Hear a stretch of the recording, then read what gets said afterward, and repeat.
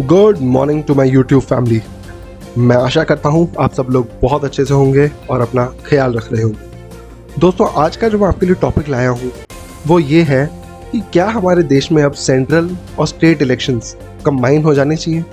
क्या आपको लगता है ये सारे इलेक्शंस जो हैं एक टाइम पे ही होने चाहिए और अगले 5 साल तक सरकार को सिर्फ काम पे ध्यान देना चाहिए?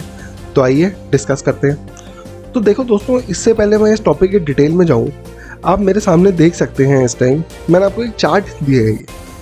अच्छा, इसमें क्या हम देख रहे हैं कि मार्च 2022 में गोवा में इलेक्शन है, मणिपुर में इलेक्शन है, पंजाब में इलेक्शन है, उत्तर प्रदेश में इलेक्शन है, उत्तराखंड में इलेक्शन है, अक्टूबर में हिमाचल प्रदेश में इलेक्शन है और दिसंबर में गुजरात में इलेक्शन है। तो देखो दोस्तों, इसमें 3-4 तो बहुत बड़ी स्टेट्स हैं, जैसे पंजाब हो गई, उत्तर प्रदेश हो गई, गुजरात हो गई, उत्तराखंड, हिमाचल, ये भी बहुत बड़ी स्टेट्स हैं। तो देखो दोस्तों, क्या आपको लगता है अभी 1 साल के 6 महीने के बाद हमारा स्टेट इलेक्शंस आ रहे हैं, फिर 2022 के ख़त्म होते होते गुजरात इलेक्शंस आ जाएंगे, फिर 2024 में सेंट्रल इलेक्शंस आ जाएंगे। और आपको पता ही है दोस्तों, हमारे देश के इलेक्शन कोई छोटे मोटे इलेक्शन तो होते नहीं हैं, ये तो पूरा एक बहुत बड़ा प्रोजेक्ट होता है। साल भर तक चीज़ें चलती हैं, साल भर पहले काम होने शुरू होते हैं, लास्ट मोमेंट पे जो वो होता नहीं है, जैसे हम एग्ज़ाम देने जाते थे तो लास्ट मोमेंट पे कुछ ना कुछ रट्टे मारते होते हैं, लास्ट मोमेंट पे कुछ ना कुछ डेवलपमेंट काम होता है, आधा अधूरा, जैसे मर्जी। तो क्या आप लोग इस चीज़ के फेवर में हैं? क्या आपको नहीं लगता अगर ये इलेक्शन 5 साल में सिर्फ एक बार हो, चाहे वो स्टेट के हों, सेंट्रल के हों, ज़िला के हों या कोई भी लोकल इलेक्शंस हो, उनकी एक डेट होनी चाहिए और विद इन 1 वीक एक पूरा प्रोसेस होना चाहिए इलेक्शन का प्रोसेस, जिसमें चाहे पूरी इंडिया को 2 या 3 दिन मिले, चाहे आप 2 या 3 दिन का ऑफ रखो, ये बहुत बड़ी चीज़ होती है हमारे इलेक्शन। इस चीज़ को हमें बहुत सीरियसली लेना पड़ेगा। चाहे हमें अपने देश को 2 या 3 दिन, it's like an unofficial holiday, but ये 3 दिन का प्रोसेस चलेगा। चाहे आप एक दिन सेंट्रल के इलेक्शंस रखो, अगले दिन स्टेट के इलेक्शंस रखो, या कुछ भी रखो, कंबाइन रखो, अलग अलग वोटिंग मशीन्स रखो, but I think this needs to be done in a span of 2-3 days. कि उसके बाद ज़रा 364 या 363 दिन ना, जो हमारे ये गवर्नमेंट के ऑफिशियल्स हैं, ये सिर्फ और सिर्फ काम पे ध्यान दें। इलेक्शन रैलीज़ में इतना पैसा खर्चा होता है, इतना टाइम लगाते हैं ये लोग, चीफ मिनिस्टर से लेके, कैबिनेट मिनिस्टर से लेके, प्रधानमंत्री से लेके, सब कैंपेनिंग करने पहुंच पड़ते हैं।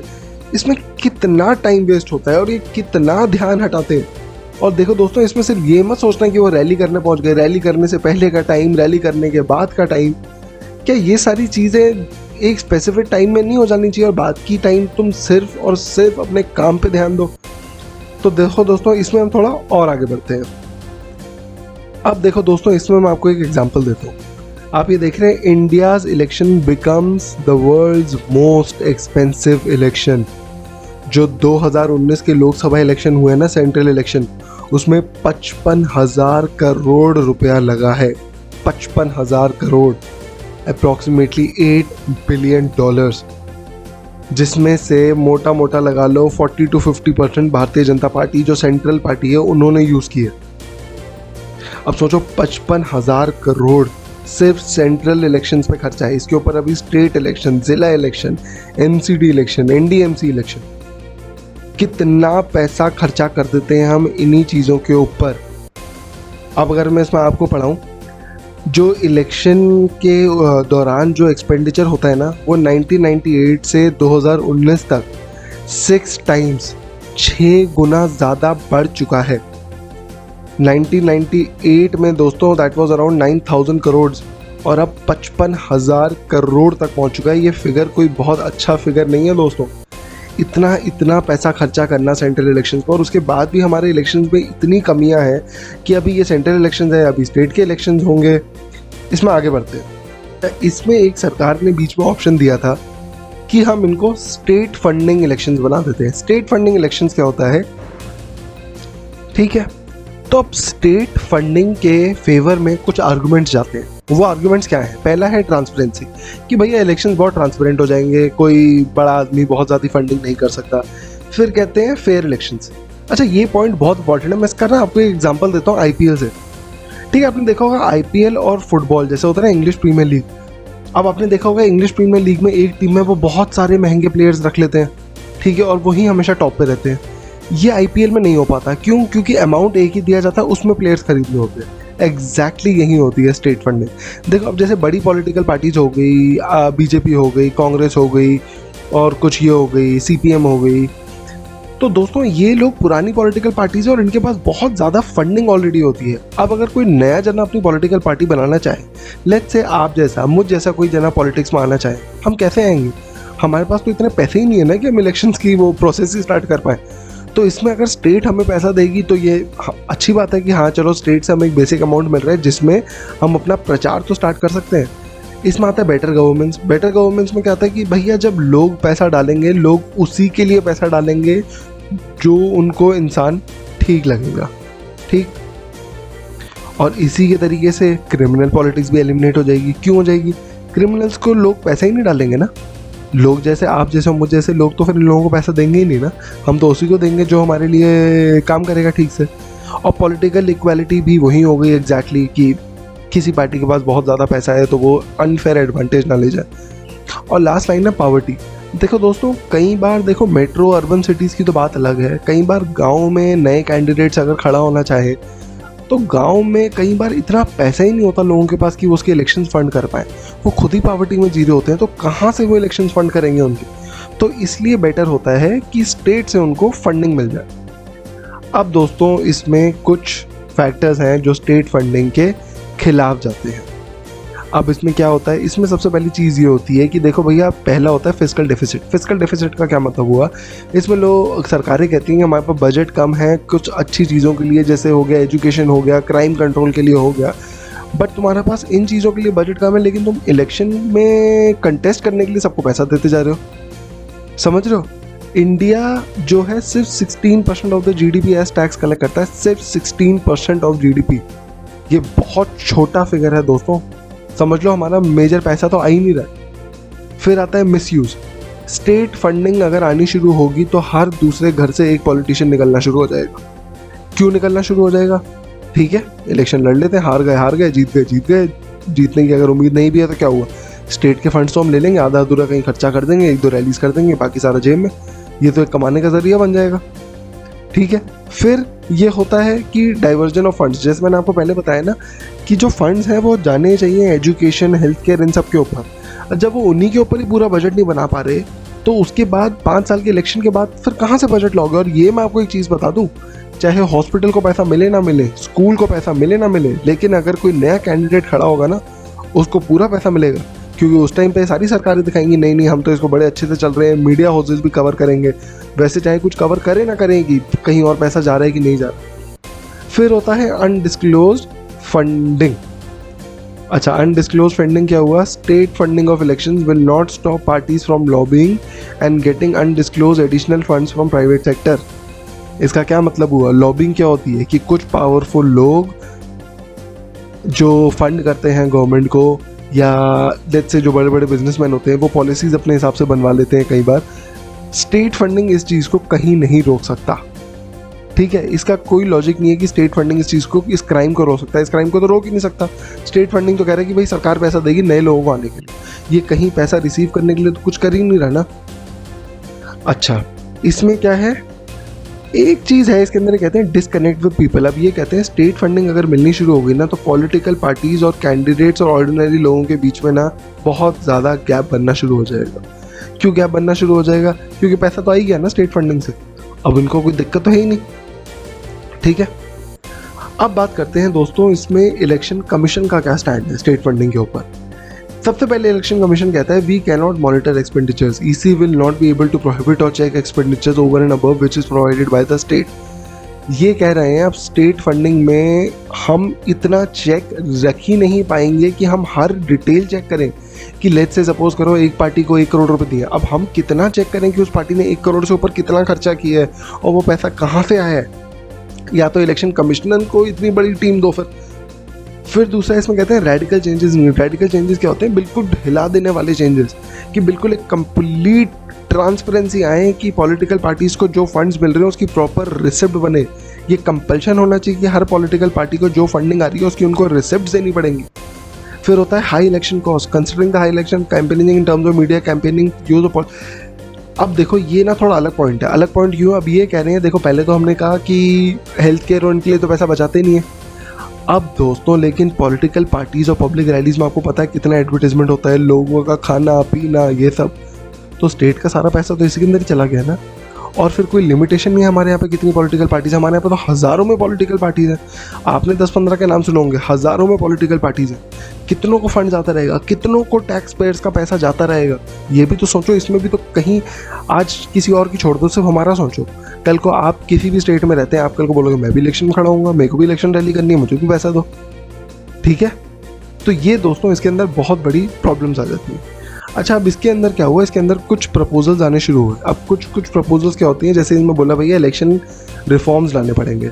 अब क्या करना पड़ेगा इलेक्शन रिफॉर्म्स में? सबसे पहले एक आती है हमारी कमेटी, इंद्रजीत गुप्ता कमेटी, वो आई 1998 में। लॉ कमीशन रिपोर्ट आया 1999 में। National commission to review the working of constitution 2001 में आया। द सेकेंड एडमिनिस्ट्रेटिव रिफॉर्म आया 2008 में। अच्छा, एक्सेप्ट फॉर 2001 में जो रिपोर्ट आई थी ना, उन सब ने, बाकी सारी रिपोर्ट्स ने ये बोला था कि पार्शियल स्टेट फंडिंग होनी चाहिए। 1998 की जो रिपोर्ट थी इंद्रजीत गुप्ता कमेटी की, उन्होंने ये बोला था funds should be only provided to registered national and state parties only in kind. Kind क्या होता है? कुछ हेल्प या कोई सर्विस, नॉट इन कैश, कि हम आपके लिए ऑर्गेनाइज कर देंगे, या चलो हम आपके लिए वहाँ पे चेयर्स लगवा देंगे, खाना करवा देंगे। एक छोटा, बहुत छोटा एग्जांपल दे रहा हूँ, बट ऐसे इसी टाइप के कुछ। अच्छा, 1999 report supported the above point and also suggested implementing a strong regulatory framework, internal elections and accounting procedures। देखो दोस्तों, हमारे देश में जो इलेक्शंस होते हैं ना, उनकी फंडिंग का कहीं कोई भी रिकॉर्ड नहीं जाता। ये बहुत ही ज़्यादा रिस्की बात हो जाती है। रिस्की बात क्यों हो जाती है? क्योंकि जब हमें पता ही नहीं है कि हमारे जो पॉलिटिकल पार्टीज़ किससे फंड्स लेके कहाँ से आ रहे हैं, तो वो क्या देश चलाएंगे? वो तो मतलब किसी और के लिए उस पर चल रहे हैं ना, मतलब ये, ठीक है। अच्छा, फिर इसमें क्या हुआ, अब लोगों ने इसके ऊपर सजेशंस देने शुरू हो। सजेशंस क्या है? सबसे पहली चीज़ है कि कैश डोनेशंस को एलिमिनेट कर दो, सिर्फ काइंड में करो। इंटेंसिव स्क्रूटिनी, एक फंडिंग की रिसिप्ट मंगाओ। Expand spending limit. In India, the primary reason for prevalence of black money in election spending is unrealistically low limits fixed by the Election Commission of India on campaigning expenditure by political parties। इसका क्या मतलब हुआ कि election commission इतना low budget रख देता है हमारी पॉलिटिकल कैंपेनिंग का कि उसका कोई लॉजिक ही नहीं बनता। तो पॉलिटिकल पार्टीज के पास भी कोई ऑप्शन नहीं होता रैदर देन कि लोगों से फंडिंग लेने का। एक इन्होंने बोला था नेशनल इलेक्शन फंड, कि भैया जो चीफ इलेक्शन कमिश्नर है वो कंट्रोल करें और वो आगे पार्टीज को देना शुरू करे फंड्स। इसका क्या मतलब है? लेट्स से सपोज करो 100 करोड़ रुपए की फंडिंग है, नेशनल इलेक्शन कमीशन के जो हेड है वो डिसाइड करेंगे भैया अब ये सारा फंड्स इक्वल पार्टीज में डिवाइड कर दो। और सबसे इम्पॉर्टेंट चीज़, सारी पॉलिटिकल पार्टीज़ को RTI एक्ट के अंदर लाओ, राइट टू इन्फॉर्मेशन एक्ट, कि आपके पास कहाँ से फंडिंग आ रही है ये जानने का सरकार लोगों को हक है। अच्छा, इसमें फिर दोस्तों एक और ऑप्शन आया है इलेक्टोरल बॉन्ड्स। ये इलेक्टोरल बॉन्ड्स क्या होते हैं? अच्छा, ये जो सरकार थी इन्होंने कहा कि हम करप्शन के बहुत खिलाफ है और हमें इलेक्टोरल बॉन्ड्स क्या। अच्छा, अब ये इलेक्टोरल बॉन्ड्स होते क्या हैं, इसको समझते हैं। देखो, इलेक्टोरल बॉन्ड्स एक प्रॉमिसरी नोट होता है कि मैं इस पार्टी को या इस इंडिविजुअल को इतना पैसा देना चाहता हूँ। ये बॉन्ड्स इशू कैसे होते हैं? ये बॉन्ड्स इशू करता है SBI ब्रांच। आप किसी भी SBI ब्रांच या कुछ नोटिफाइड SBI ब्रांचेस होती हैं, उनके पास जाके आप प्रॉमिसरी नोट बना सकते हैं कि मैं ये इस पॉलिटिकल पार्टी को डोनेट करना चाहता हूँ। आपको बताने की ज़रूरत नहीं है, मैं एक एग्जांपल दे रहा हूँ कि मुझे बॉन्ड खरीदने हैं। उस बॉन्ड्स को आप पॉलिटिकल पार्टी को देते हो, पॉलिटिकल पार्टी वो इलेक्शन कमीशन ऑफ इंडिया को देती है और उनसे एनकैश करवाती है इसको। ठीक है, अब सुनने में तो आपको ठीक लगता होगा, यार ठीक तो है कि मतलब तुम बॉन्ड्स ले रहे हो, दे रहे हो, मतलब ये तो चलता ही है। देखो दोस्तों, इसके अंदर ना प्रॉब्लम्स आती हैं थोड़ी।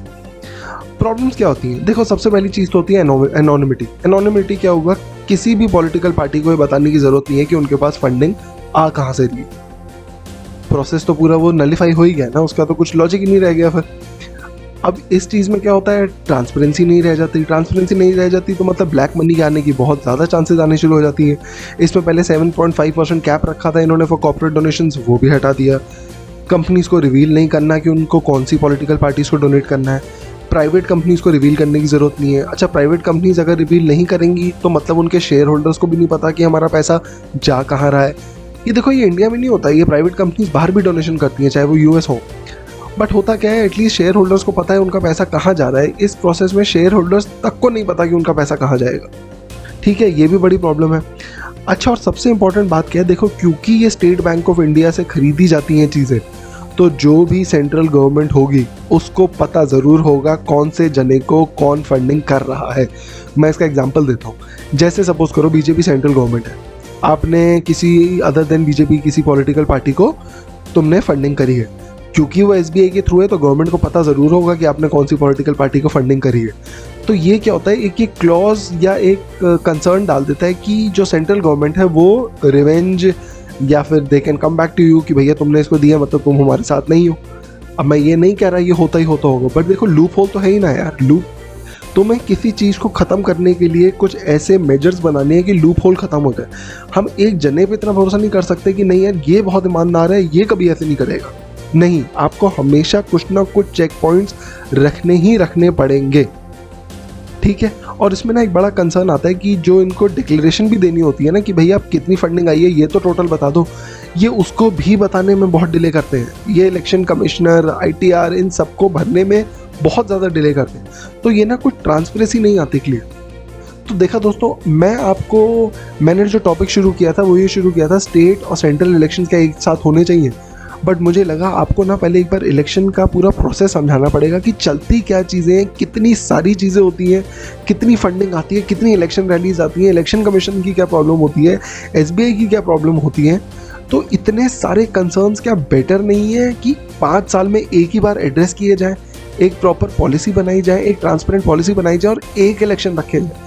जैसे मैंने बोला, क्यों नहीं हम 5 साल के बाद 3 दिन डेडिकेट कर सकते हैं। It is like a festival. हम एक नई गवर्नमेंट इलेक्ट कर रहे हैं।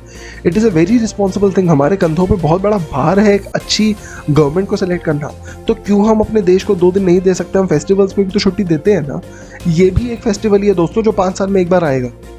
उस फेस्टिवल के लिए तो 2 बार छुट्टी दे दो, 2 दिन की छुट्टी दे दो, कुछ भी दे दो। एक दिन करो, एक मशीन है, अगली मशीन पे तुम्हें सेंट्रल के लिए करना है, उसकी अगली पे तुम्हें स्टेट के लिए करना है, कुछ भी हो, या फिर अगले दिन बुलाओ। मैं ये नहीं कह रहा कि जो मैं बोल रहा हूँ वो ठीक है, बट एटलीस्ट मैं ये चाहता हूँ कि एक बार इलेक्शन हो कि उसके बाद candidates, political parties should only concentrate on working rather than 1 साल के बाद अब जिला के इलेक्शन आ गए, उसके 1 साल के बाद डीएमसी के इलेक्शन आ गए, उसके 1 साल के बाद अब सेंट्रल के इलेक्शन आ गए। अरे जी 3 साल तो निकल गए, 2 साल के बाद अब स्टेट के इलेक्शन आ रहे हैं, अब उसके काम में लग जाओ। यही करते रहो। इसी चीज़ से मुझे प्रॉब्लम है दोस्तों। अब आप बताइए, आपको क्या लगता है?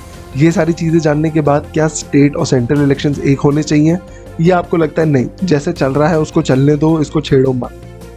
तो मैं आशा करता हूँ आपको आज का एपिसोड पसंद आया होगा। प्लीज़ अगर आपको ये कंटेंट पसंद आए तो मेरे चैनल को लाइक करिए, सब्सक्राइब करिए और अपना फीडबैक ज़रूर दीजिए दोस्तों। मैं आपके लिए एक नया टॉपिक बहुत जल्दी लेके आऊँगा। Thank you and have a great day.